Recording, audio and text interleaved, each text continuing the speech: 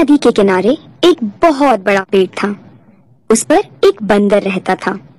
उस पेड़ पर बड़े मीठे रसीले फल लगते थे। बंदर उन्हें भर पेट खाता और मौज उड़ाता। वह अकेला ही मजे में दिन गुजार रहा था।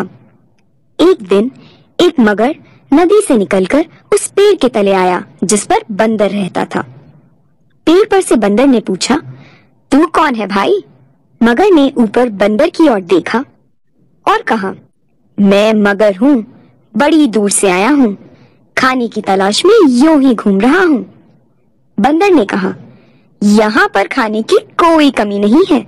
इस पेड़ पर ढेरों फल लगते हैं, चक्कर देखो, अच्छे लगे तो और दूंगा, जितना जी चाहे खाओ। यह कहकर बंदर ने कुछ फल तोड़कर मगर की ओर फेंक दिए। मगर ने उन्हें चखकर कहा, वाह, ये तो बड़े मजेदार फल हैं। बंदर ने और भी ढेर से फल गिरा दिए। मगर उन्हें भी चढ़ कर गया और बोला, कल फिर आऊंगा, फल खिलाओगे? बंदर ने कहा, क्यों नहीं, तुम मेरे मेहमान हो, रोज आओ और जितना जी चाहे खाओ। मगर अगले दिन आने का वायदा करके चला गया। दूसरे दिन मगर फिर आया। उसने भर पेट फल खाए और बंदर के साथ गपशप करता रहा। बंदर अकेला था। एक दोस्त पाकर बहुत खुश हुआ। अब तो मगर रोज आने लगा। मगर और बंदर दोनों भरपेट फल खाते और बड़ी देर तक बातचीत करते रहते। एक दिन यूं ही वे अपने अपने घरों की बात करने लगे। बातों बातों में बंदर ने कहा, मगर भाई, मैं तो दुनिया में अकेला हूँ और तुम्हारे जैसा मित्र पाकर अपने आप को भाग्यशाली समझता हूँ। मगर ने कहा, मैं तो अकेला नहीं हूँ भाई, घर में मेरी पत्नी है, नदी के उस पार हमारा घर है। बंदर ने कहा, तुमने पहले क्यों नहीं बताया कि तुम्हारी पत्नी है? मैं भाभी के लिए भी फल भेजता। मगर ने कहा कि वह बड़े शौक से अपनी पत्नी के लिए ये रसीले फल ले जाएगा। जब मगर जाने लगा तो बंदर ने उसकी पत्नी के लिए बहुत से पके हुए फल तोड़कर दे दिए। उस दिन मगर अपनी पत्नी के लिए बंदर की यह भेंट ले गया। मगर की पत्नी को फल बहुत पसंद आए। उसने मगर से कहा कि वह रोज इसी तरह रसीले फल लाया करे। मगर ने कहा कि वह कोशिश करेगा। धीरे धीरे बंदर और मगर दोनों गहरे दोस्त बन गए। मगर रोज बंदर से मिलने जाता, जी भरकर फल खाता और अपनी पत्नी के लिए भी ले जाता। मगर की पत्नी को फल खाना तो अच्छा लगता था, पर अपने पति का देर से घर लौटना उसे पसंद नहीं था। वह इसे रोकना चाहती थी। एक दिन उसने कहा, मुझे लगता है कि तुम झूठ बोलते हो। भला मगर और बंदर में कैसी दोस्ती हो सकती है? मगर तो बंदर को मारकर खा जाते हैं। मगर ने कहा, मैं सच बोल रहा हूँ। वह बंदर बहुत भला है। हम दोनों एक दूसरे को बहुत चाहते हैं। बेचारा रोज तुम्हारे लिए इतने सारे बढ़िया फल भेजता है। बंदर मेरा दोस्त ना होता तो मैं ये फल कहाँ से लाता? मैं खुद तो पेड़ पर चढ़ नहीं सकता। मगर की पत्नी बड़ी चालाक थी। उसने सोचा, अगर वह बंदर रोज रोज इतने मीठे फल खाता है तो उसका मांस कितना मीठा होगा। यदि वह मिल जाए तो कितना मजा आए। यह सोचकर उसने मगर से कहा, एक दिन तुम अपने दोस्त को घर ले आओ, मैं उससे मिलना चाहती हूँ। मगर ने कहा, नहीं नहीं, यह कैसे हो सकता है? वह तो जमीन पर रहने वाला जानवर है, पानी में तो डूब जाएगा। उसकी पत्नी ने कहा, तुम उसको न्योता तो दो। बंदर चालाक होते हैं, वह यहाँ आने का कोई ना कोई उपाय निकाल ही लेगा। मगर बंदर को न्योता नहीं देना चाहता था, परंतु उसकी पत्नी रोज उससे पूछती कि बंदर कब आएगा। मगर कोई ना कोई बहाना बना देता। ज्यों-ज्यों दिन गुजरते जाते, बंदर के मांस के लिए मगर की पत्नी की इच्छा तीव्र होती जाती। मगर की पत्नी ने एक तरकीब सोची। एक दिन उसने बीमारी का बहाना किया और ऐसे आंसू बहाने लगी मानो उसे बहुत दर्द हो रहा है।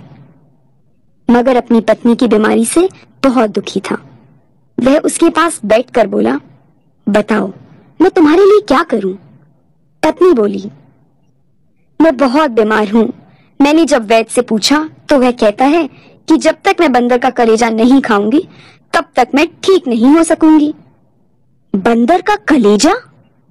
मगर ने आश्चर्य से पूछा। मगर की पत्नी ने कर्राते हुए कहा, हाँ, बंदर का कलेजा। अगर तुम चाहते हो कि मैं बच जाऊं तो अपने मित्र बंदर का कलेजा लाकर मुझे खिलाओ।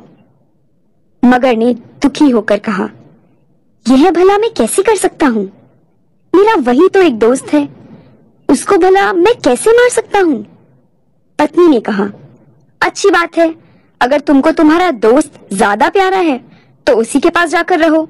तुम तो चाहते ही हो कि मैं मर जाऊं। मगर संकट में पड़ गया। उसकी समझ में नहीं आया कि वह क्या करे। बंदर का कलेजा लाता है तो उसका प्यारा दोस्त मारा जाता है, नहीं लाता तो उसकी पत्नी मर जाती है। वह रोने लगा और बोला, मेरा एक ही तो दोस्त है, उसकी जान मैं कैसे ले सकता हूँ? पत्नी ने कहा, तो क्या हुआ, तुम मगर हो, मगर तो जीवों को मारते ही हैं। मगर और जोर जोर से रोने लगा। उसकी बुद्धि काम नहीं कर रही थी, पर इतना वह जरूर जानता था कि पति को पत्नी की देखभाल करनी चाहिए। उसने तय किया कि वह अपनी पत्नी का जीवन जैसे भी हो बचाएगा। यह सोचकर वह बंदर के पास गया। बंदर मगर का रास्ता देख रहा था। उसने पूछा, क्यों दोस्त, आज इतनी देर कैसे हो गई? सब कुशल तो है ना?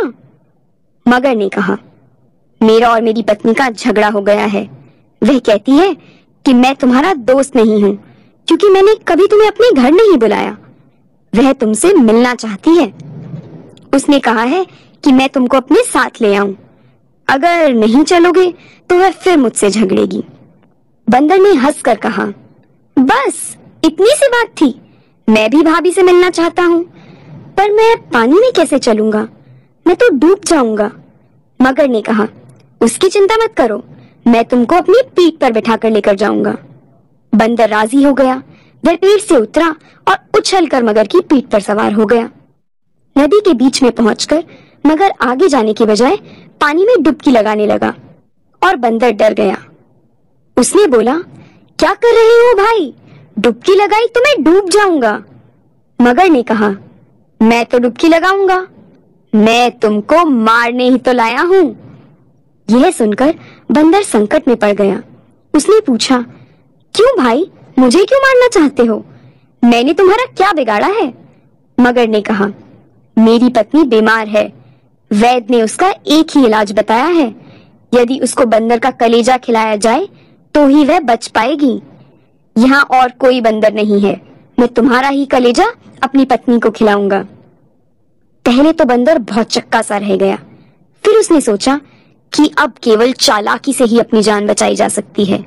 उसने कहा, मेरे दोस्त, ये तुमने पहले क्यों नहीं बताया? मैं तो भाभी को बचाने के लिए खुशी खुशी अपना कलेजा दे देता, लेकिन वह तो नदी किनारे पेड़ पर रखा है। मैं उसे हिफाजत के लिए वहीं रखता हूँ। तुम पहले ही बता देते तो मैं उसे साथ ले आता। यह बात है? मगर बोला, हाँ, जल्दी वापस चलो, कहीं तुम्हारी पत्नी की बीमारी बढ़ ना जाए। मगर वापस पेड़ की ओर तैरने लगा और बड़ी तेजी से वहां पहुंच गया। किनारे पहुंचते ही बंदर छलांग मारकर पेड़ पर चढ़ गया। उसने हंसकर मगर से कहा, जाओ मूर्खराज, अपने घर लौट जाओ। अपनी दुष्ट पत्नी से कहना कि तुम दुनिया के सबसे बड़े मूर्ख हो। भला कहीं कोई अपना कलेजा निकालकर अलग रख सकता है क्या? बंदर का कलेजा।